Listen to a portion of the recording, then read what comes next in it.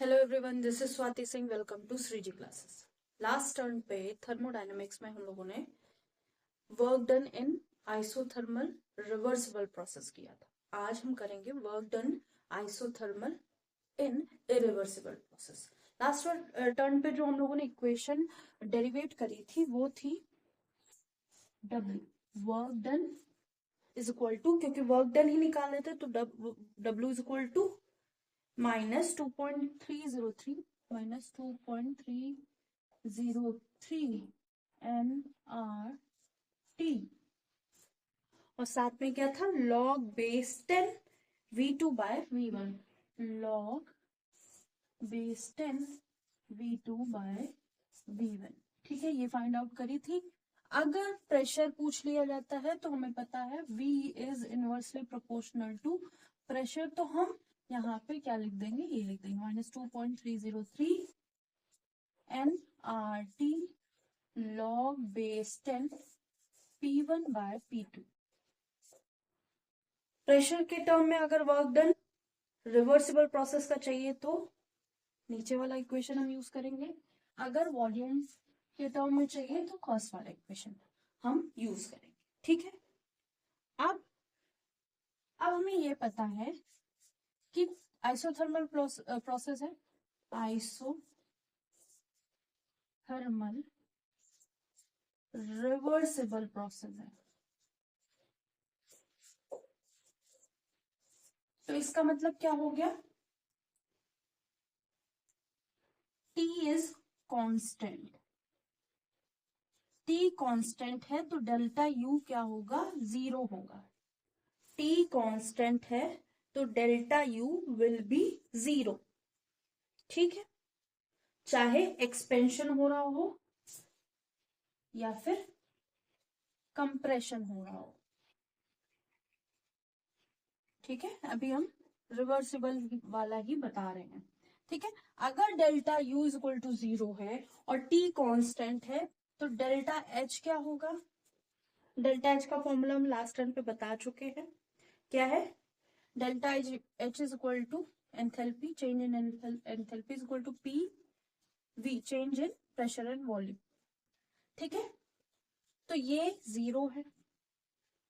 ठीक है, P1 V1 is equal to P2 V2 है। ठीक है, P1 V1 is equal to P2 V2 है। तो कहने का मतलब PV भी कांस्टेंट है, PV is equal to constant है।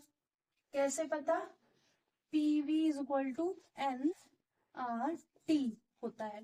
n कांस्टेंट, ये गैस कांस्टेंट, ये टेम्परेचर कांस्टेंट है, तो ये पूरा PV is equal to constant हो गया। तो अगर PV is equal to constant हो गया तो चेंज इन PV वो भी 0 हो जाएगा, तो delta H change in enthalpy will be 0। तो अगर आइसोथर्मल रिवर्सिबल प्रोसेस है तो वर्क डन तो ये होगा। ठीक है, ये वॉल्यूम के रिस्पेक्ट में या वॉल्यूम के टर्म्स में, ये वाला प्रेशर के टर्म्स में। अब हमें पता है टेम्परेचर क्या था, कांस्टेंट था, डेल्टा U 0 होगा, चाहे एक्सपेंशन हो चाहे कंप्रेशन हो। डेल्टा H क्या होगा, डेल्टा H भी 0 हो जाएगा। ठीक है, ये हो गया। जो भी चीजें बाकी रह गई थी, अगर कुछ ऐसा लगा हो कि रह गया है तो हमने ये कर दिया। ठीक है,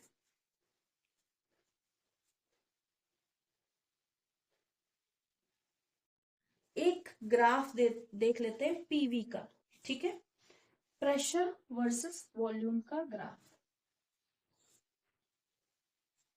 ये है y एक्सेस पे प्रेशर है, x एक्सेस पे वॉल्यूम है, और हमारा ऐसा ग्राफ हमारा कर्व की तरह है।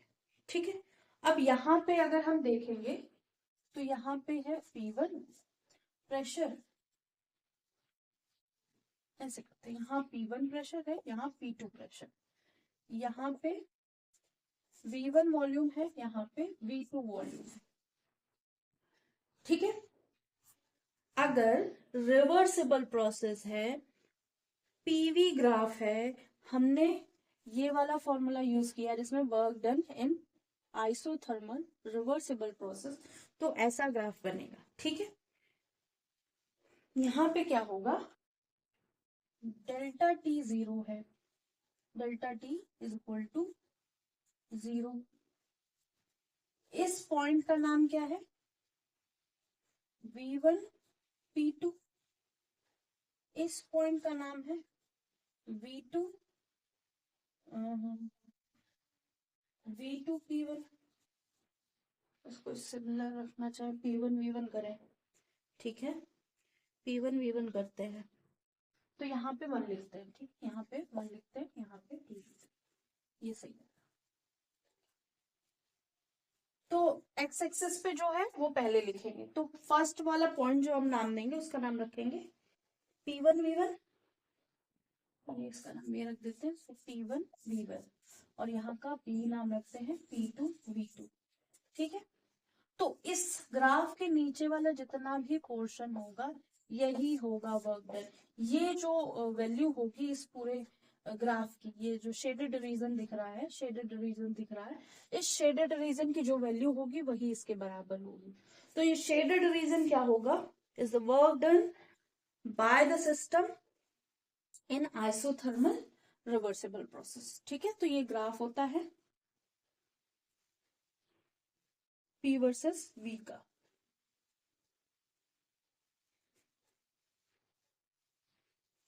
एक क्वेश्चन देख लेते हैं, उसके बाद हम वर्क डन इन रिवर्सिबल प्रोसेस करते हैं। होप सो ये समझ में आ गया होगा, ठीक है। तो ये रहा हमारा क्वेश्चन। अगर आप लिखना चाहें तो इस ग्राफ में लिख सकते हैं द शेडेड रीजन या शेडेड एरिया, यहाँ लिख लेते हैं shaded area represents the work done in isothermal reversible process, ठीक है।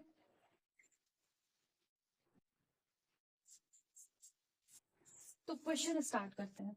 10 ग्राम आर्गन गैस, 10 ग्राम की आर्गन गैस, ठीक है, argon gas is compressed isothermally and reversible. Isothermally मतलब T कांस्टेंट है, रिवर्सिबली मतलब हम जो सिस्टम पढ़ रहे थे वही, जहां रिएक्शन रिवर्सिबल हो सकती है, ठीक है। एट 27 डिग्री सेल्सियस, टेम्परेचर हमारा 27 डिग्री सेल्सियस है। फ्रॉम 10 से 5 लीटर, मतलब हमारा सिस्टम 10 लीटर था, उसका वॉल्यूम अब वो घट के 5 लीटर बन गया है। तो ये हो गया V1, ये हो गया V2, मतलब कंप्रेशन हुआ है, उसने बता भी दिया है। हमें यहाँ पे हीट निकालना है, वर्क डन निकालना है, इंटरनल एनर्जी निकालनी है, एंथैल्पी निकालनी है प्रोसेस की, जहां पे जो गैस कांस्टेंट है वो 2 कैलोरी पर केल्विन पर मोल दे रखा है, log 2 की वैल्यू 0.30 दे रखी है और एटॉमिक वेट ऑफ आर्गन 40 दे रखा है, ठीक है। अब फॉर्मूला तो हम लोगों को पता है, ठीक है, तो एक बार फॉर्मूला रख लेते हैं, फिर जो जो नीड होगी वो हम निकाल दे रहे हैं, ठीक है। तो W इज इक्वल टू क्या होता है? -2.303 NRT log base 10 V2 bye V1। V2 10 है, गिवन है, V2 गिवन है, ये 10 गिवन है, ये 5 गिवन है, ये कितना गिवन है हमको? 27 डिग्री सेल्सियस। तो इसको केल्विन में चेंज करेंगे। 27 प्लस 273 कितना हो गया? 27 प्लस 273 हो गया, ये इक्वल्स टू 300 केल्विन हो गया, ये तो पता है। अब R क्या है? R 2 कैलोरी पर केल्विन पर मोल दिया है, ठीक है, ये भी हो गया। अब N नहीं दिया है हमको। N क्या होता है? N is equal to number of moles is equal to mass upon molar mass of substance. Mass कितना दे रखा है? 10 ग्राम। मोलर मास या एटॉमिक वेट कितना दे रखा है? 40। तो क्या हो गया? 1/4 हो गया। अब सारी चीजें हमारे पास आ गई, तो W इज इक्वल टू क्या हो जाएगा? -2.303 n कितना है 1/4, r कितना है 2, t कितना है 300 log base 10, v2 कितना है v2 सॉरी v2 5 है, v1 10 है, ध्यान रखना कंप्रेशन हुआ है ना। v2 is 5, v1 is 10।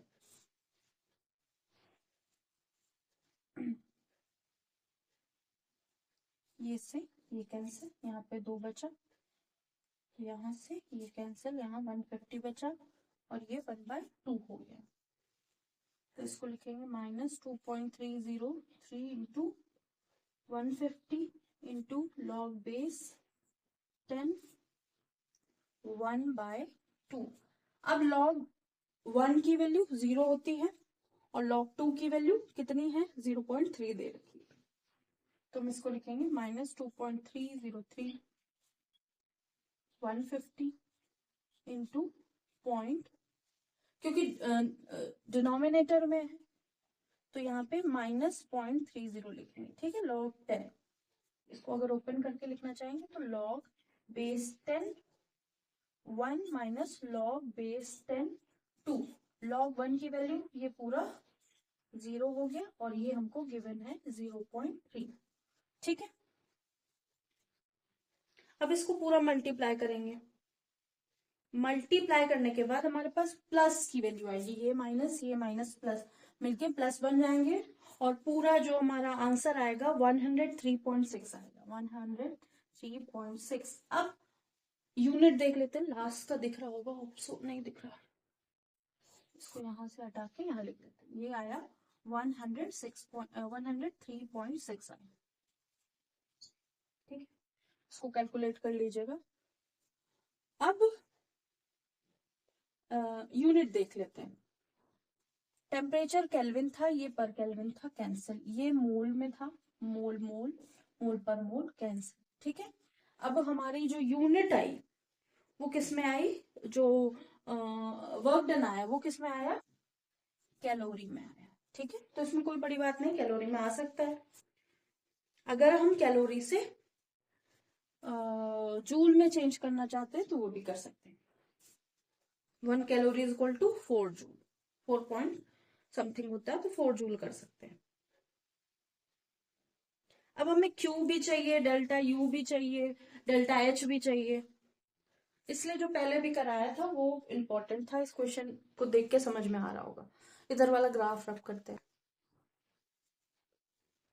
अब हमको क्या क्या चाहिए, Q चाहिए, U डेल्टा U चाहिए, W चाहिए, W तो आ गया हमारा, तो Q इज इक्वल टू क्या होता है, delta U minus W।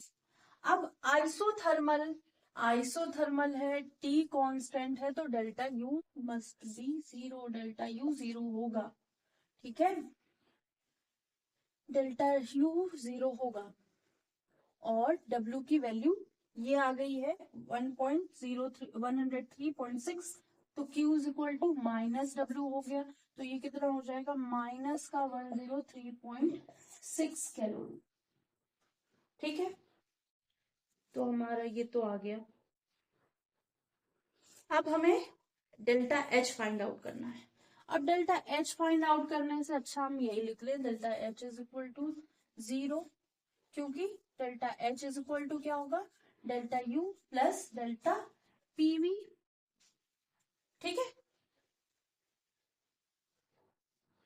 Delta U is equal to delta PV, PV क्या है, एनआरटी के बराबर है, एनआरटी क्या है, कांस्टेंट है, तो जो कांस्टेंट होगा वो 0 होगा, डेल्टा U हमें पता ही है 0 है, तो ओवरऑल 0 हो जाएगा, ठीक है। ये हो गया सारे पार्ट फिनिश, इसको नोट कर लीजिए।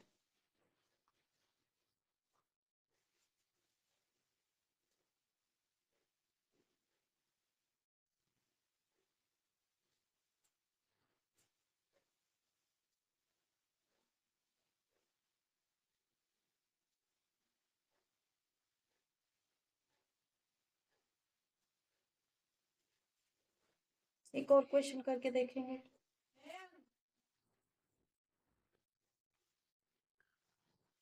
नेक्स्ट क्वेश्चन करेंगे हम लोग। नेक्स्ट क्वेश्चन में भी जैसे ये हम लोगों ने वॉल्यूम के टर्म में किया, तो वो वाला हम प्रेशर के टर्म में कर लेंगे, ठीक है।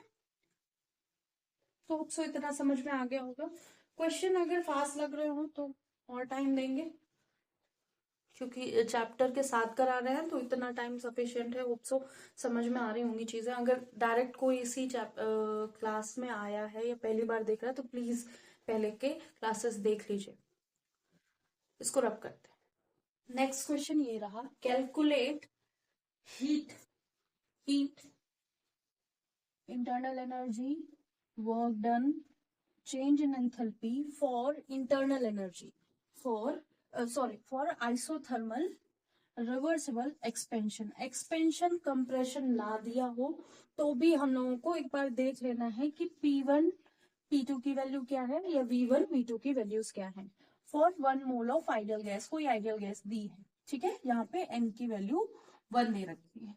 From P1 to P2 at constant temperature क्या है 273 केल्विन। हमको क्या क्या गिवन है, हमको P1 गिवन है, लिख लेते हैं।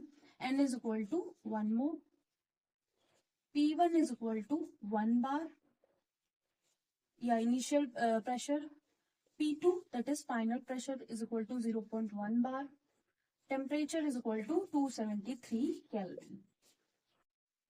अब हमको Q, W, डेल्टा U सब फाइंड आउट करना है, ठीक है। तो अब हम कौन सी वाली इक्वेशन यूज करेंगे, हम ये यूज करेंगे -2.303 N T। कुछ गिवन नहीं है, ये बार में गिवन है, ठीक है। और एन की वैल्यू तो गिवन है, log base 10 P1 bye P2, ठीक है। अब सारी चीजें लिख लेते हैं। 2.303 N क्या है 1 मोल। यूनिट लिखेंगे तो लास्ट में यूनिट लिखने में आसानी रहेगी। R की वैल्यू कौन सी रखेंगे, R की वैल्यू बार वाली रखेंगे, ठीक है।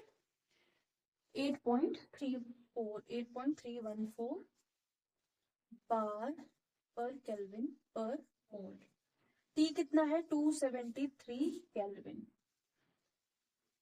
log बेस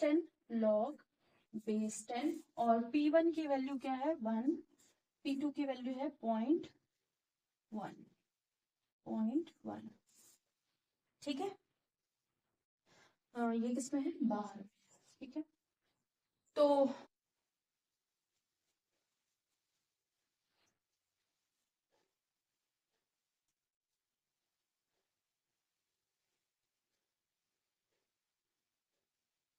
जूल पर केल्विन पर मोल है, बाहर नहीं है यहाँ पे, ठीक है। जूल पर केल्विन, वो तो बार बार कैंसिल हो जाएगा। अब मोल से मोल कैंसिल, केल्विन से केल्विन कैंसिल, जूल बचा, ठीक है। अब हमने डेल्टा यू निकाल लिया, -2.303 into 8.314 into 273 into log base 10, 1 by 0.1 है, यहाँ से 0 पॉइंट हटाएंगे ऊपर 10 आएगा, ये वाला 0 हो जाएगा, डिनोमिनेटर वाला 0 हो जाएगा, ऊपर वाले इसकी वैल्यू आएगी 1, ठीक है। तो ये पूरा क्या हो जाएगा, ये पूरा इसकी वैल्यू 1 हो जाएगी। अब इसको पूरा मल्टीप्लाई करके माइनस में वैल्यू रख देंगे, ठीक है। माइनस में 25227 पॉइंट कैलकुलेट करेंगे तो 0.2 जूल आएगा। तो सारी चीजें जूल में आ गई। अब हमारे पास डेल्टा यू आ गया है, तो Q इज इक्वल टू कितना होता है W आ गया, delta U minus W. Delta U 0 होगा क्योंकि आइसोथर्मल प्रोसेस है, तो डेल्टा यू तो पहले लिख लेंगे, delta U is equal to 0, ठीक है। अब Q is equal to minus का 5, 227.2 जूल है, तो क्या हो जाएगा प्लस का 5, 227.2 जूल हो जाएगा heat. Delta H will be 0। अब बार बार कैलकुलेट करने की जरूरत नहीं है, ध्यान रखना, याद कर लेना बस।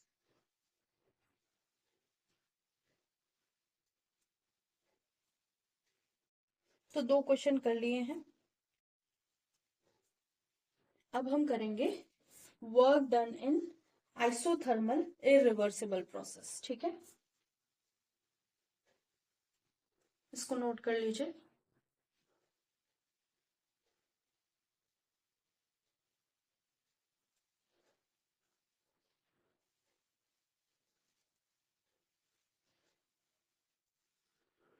होप सो नोट हो गया होगा। रब करते हैं। तो work done in isothermal reversible process, ये हमारी हेडिंग है, इरिवर्सिबल प्रोसेस है। ठीक है, आइसोथर्मल है तो बिना कुछ सोचे समझे T is equal to constant है। अब बाकी चीजें हम बाद में देख लेंगे। प्रोसेस हमारा इरिवर्सिबल है, मतलब A से B बन रहा है, दैट्स इट, और उसमें कुछ सोचने की जरूरत नहीं है। जैसे हमारे रिवर्सिबल प्रोसेस में क्या था, A से B बन रहा था और B से A बन रहा था। अब इस प्रोसेस में कभी भी प्रोडक्ट नहीं बन रहा था। ठीक है, कभी भी प्रोडक्ट नहीं बनेगा। अब ये जो इरिवर्सिबल प्रोसेस है, यहाँ प्रोडक्ट बन रहा होगा, हमें प्रोडक्ट देखने को मिलेगा। ठीक है, तो पहला इसमें दो टाइप बन गए, एक्सपेंशन अगेंस्ट जीरो प्रेशर। अगर जीरो प्रेशर है तो क्या होगा, तो इसको फ्री एक्सपेंशन बोल सकते हैं। अगर प्रेशर ही नहीं है तो हमेशा एक्सपेंशन होगा ना। अब एक्सपेंशन होगा तो मतलब कंप्रेशन होगा ही नहीं इस वाले प्रोसेस में। उस वाले प्रोसेस में क्या है, कांस्टेंट प्रेशर है। कांस्टेंट प्रेशर है तो एक्सपेंशन भी पॉसिबल है। अगर वर्क ने बहुत ज्यादा काम कर लिया, वर्क के द्वारा बहुत ज्यादा काम कर लिया गया, तो एक्सपेंशन पॉसिबल है। अगर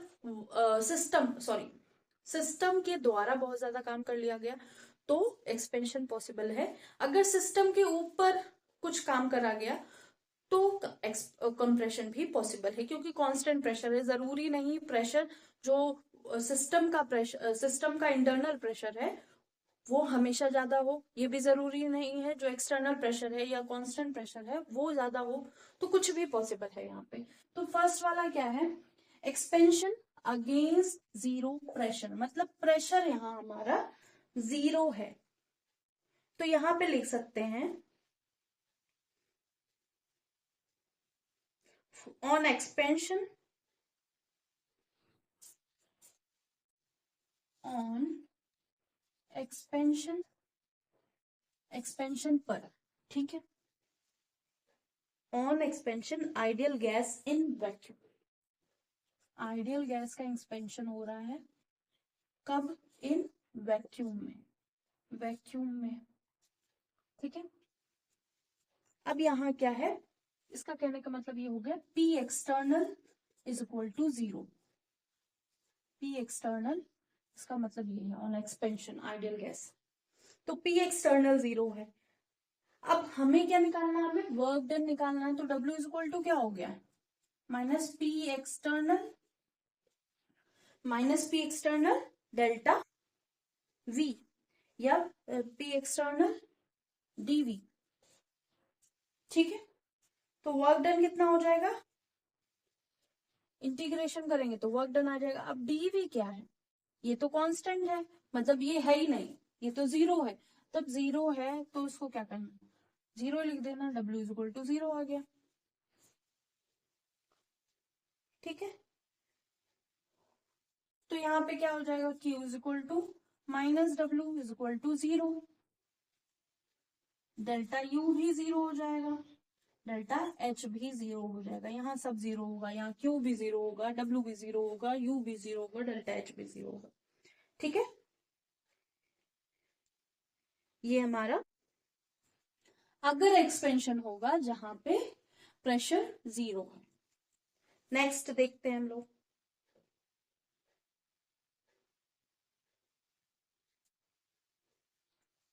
तो यहां पे क्या होगा, एक्सपेंशन और कंप्रेशन, या तो एक्सपेंशन हो सकता है या कंप्रेशन हो सकता है। एक्सपेंशन मतलब बढ़ना, कंप्रेशन मतलब घटना of ideal gas, on expansion और compression of ideal gas. Ideal का एक्सपेंशन हो रहा होगा या फिर कंप्रेशन होगा एट कांस्टेंट प्रेशर। ठीक है, या फिर against constant external pressure, against constant external pressure. ये W के साथ वाला जो प्रेशर होता है वो हमेशा एक्सटर्नल लिया जाता है। इस एक्सटर्नल को ब्रेक करेंगे तो पी इंटरनल प्लस डीपी होता है। ठीक है, पहले समझाया है पहले की क्लासेस में, आप चाहें तो जहां पे स्टार्ट किया है तब देख सकते हैं। ठीक है, तो अब यहाँ पे पी एक्सटर्नल है हमारे पास, तो डब्ल्यू इज इक्वल टू कितना हो जाएगा, माइनस इंटीग्रल पी एक्सटर्नल, इसकी तो एक ही वैल्यू है ना, डीवी। या तो एक्सपेंशन हो रहा होगा या तो कंप्रेशन हो रहा होगा, तो मतलब v जो है हमारा चेंज हो रहा है, माइनस पी एक्सटर्नल को हम बाहर ले लेंगे, v2 माइनस v1 कर देंगे। v2 या तो ज्यादा होगा और v2 या तो कम होगा। ठीक है,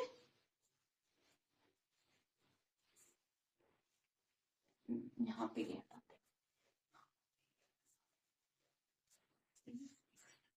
ठीक है, ये हो गया, यहाँ से क्या पी एक्सटर्नल बाहर आ जाएगा, तो हाँ ठीक है, ऐसे लिख लो, ज्यादा स्टेप बढ़ाने की जरूरत नहीं है।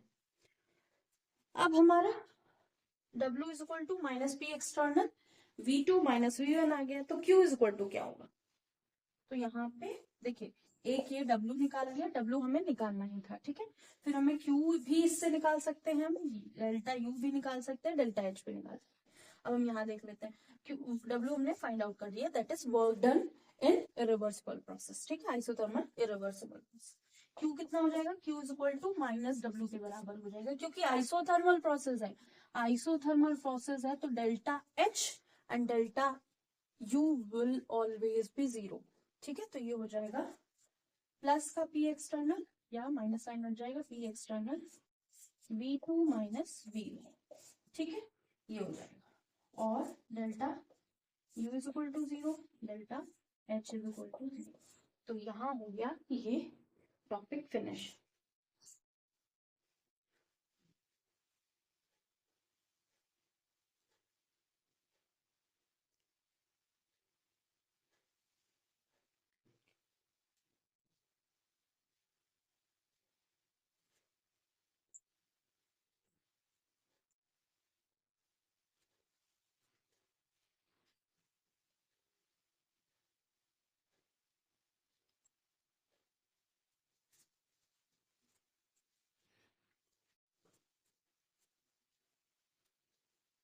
एक ग्राफ देख लेंगे,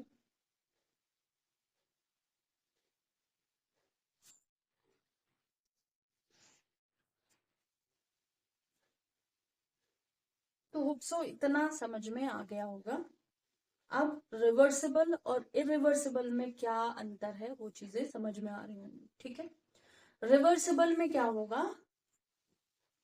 हमारा 2.303 NRT log base 10 V2 by V1, W is equal to minus 2.303 NRT log base 10 P1 by T2, P1 by P2 ये यूज करेंगे। इरिवर्सिबल में ये वाला फॉर्मूला यूज करेंगे, यहाँ पे भी यही है, यहाँ पे भी यही है, यहाँ पे ये कांस्टेंट है, कांस्टेंट नहीं जीरो है, तो ये जीरो है तो पूरा चीज जीरो बन गई, यहाँ कभी काम ही नहीं देखने को मिलेगा कुछ।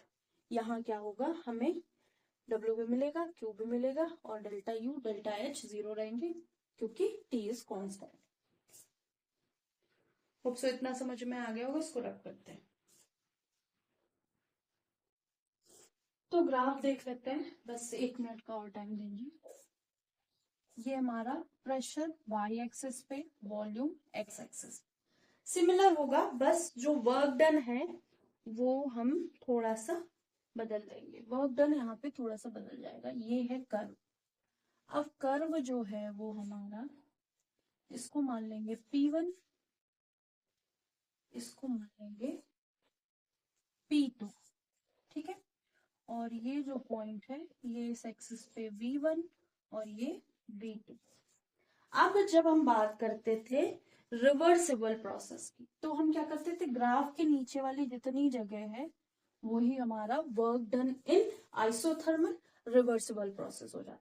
यहाँ क्या होगा, ये इतना रीजन जहां सारे हमारे पॉइंट्स कोइंसाइड कर रहे होंगे। ठीक है, इतना रीजन क्या हो जाएगा, this is work done in isothermal irreversible process. इस वाले ग्राफ में ये देखना पड़ेगा। ठीक है,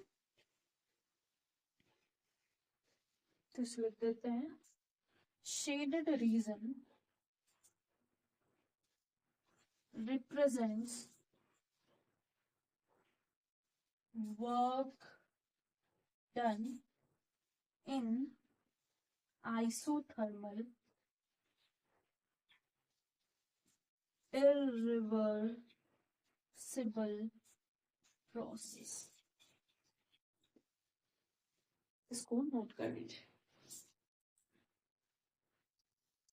तो रिवर्सिबल प्रोसेस और इरिवर्सिबल प्रोसेस में हम लोगों को ध्यान रखना है कि वर्क डन, अगर ग्राफ दिया है तो वर्क डन कहाँ से, मतलब जैसे ग्राफ दे दिया गया है, ठीक है, और हमको रिवर्सिबल प्रोसेस दिया गया है, तो ये वाला जो पॉइंट होगा ए P1V1 बता रहा होगा, तो यहाँ से हम P1V1 पता कर सकते हैं, और ये बी पॉइंट है, यहाँ से P2V2 पता कर सकते हैं।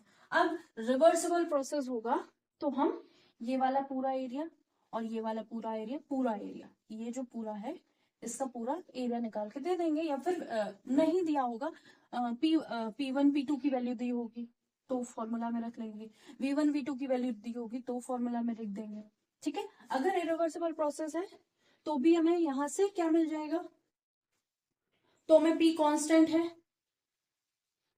तो हमें P कांस्टेंट रखना पड़ेगा, ये P कांस्टेंट है यहाँ पे, और यहाँ पे P कांस्टेंट है एक ही P पे, तो वो हम एक ही P पे, क्योंकि सारा प्रोडक्ट बन गया ना, और वहां क्या था, सब प्रोडक्ट बन ही नहीं रहा था, बार बार प्रोडक्ट बन के फिर वही रिएक्टेंट की तरफ चला जा रहा था, ठीक है, तो इसलिए एक P माना गया है, यहाँ पे P कांस्टेंट माना गया है, ठीक है, एक P माना गया है और वो हम P2 मानेंगे यहाँ पे, तो P एक्सटर्नल लेंगे, W is equal to minus P external dV करेंगे, तो V1 V2 दोनों वैल्यू लेंगे और P एक्सटर्नल के लिए P2 की वैल्यू लेंगे, ठीक है, इतना ध्यान।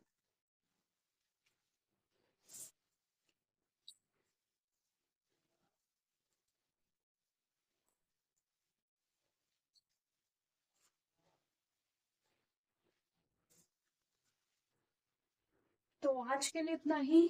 जो भी चीजें यहाँ हुई हैं, अगर कोई फर्स्ट क्लास हो किसी बच्चे की, या किसी भी जो पढ़ने के लिए या रिवीजन के लिए है कोई भी यहाँ पे इस चैनल पे, तो प्लीज पहले की क्लास देखिए, थर्मोडायनेमिक्स की तो डेफिनेटली देखिए, क्योंकि बाकी चैप्टर्स में तो हम अगर बीच से भी आ रहे हैं, एक क्वांटम के चैप्टर्स, थर्मोडायनेमिक्स के चैप्टर और केमिकल काइनेटिक्स के, ये वाले चैप्टर्स ऐसे होते हैं कि इनमें अगर मिड से आप कुछ पढ़ेंगे तो नहीं आएंगी चीजें, किसी भी टीचर से आप पढ़ रहे हो, किसी भी ट्यूटर से पढ़ रहे हो, या फिर किसी से भी पढ़ रहे हो, ठीक है, तो आप क्या करेंगे, फर्स्ट क्लास से जरूर पढ़िए, अगर फर्स्ट क्लास रह जाती है तो बहुत दिक्कत होती है, ठीक है, तो फर्स्ट क्लास से पढ़िए, और कोई भी इसमें ऐसा लगा हो नहीं आया है, या कुछ भी वर्ड या कोई भी चीजें एक आध % रह गई हो तो उसके लिए सॉरी, बाकी चीजें यहाँ पे कंप्लीट हुई हैं, सारी चीजें एनसीईआरटी और जो रेफरेंस बुक्स हैं पी बहादुर वगैरह उन्हीं से ही कराया जाएगा, तो फिर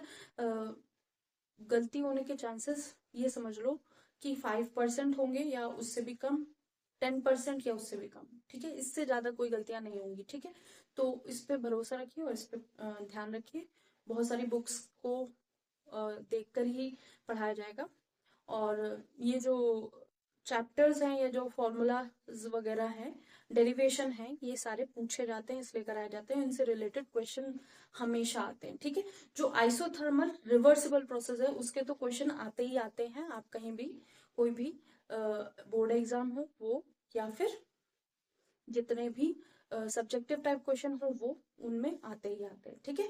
आज के लिए इतना ही, लाइक कीजिएगा, सब्सक्राइब कीजिएगा, शेयर कीजिएगा, बताइएगा क्लासेस कैसी लग रही हैं। हफ्ते में अब 2-2 क्लासेस सबकी होंगी, क्लास 10th की, 11th की, 12th की, और जो फिजिकल जनरल फिजिक्स का जो क्लासेस हो रही हैं वो भी कंटिन्यू हो जाएंगे 1-2 दिन में, ठीक है। आज के लिए इतना ही, थैंक यू।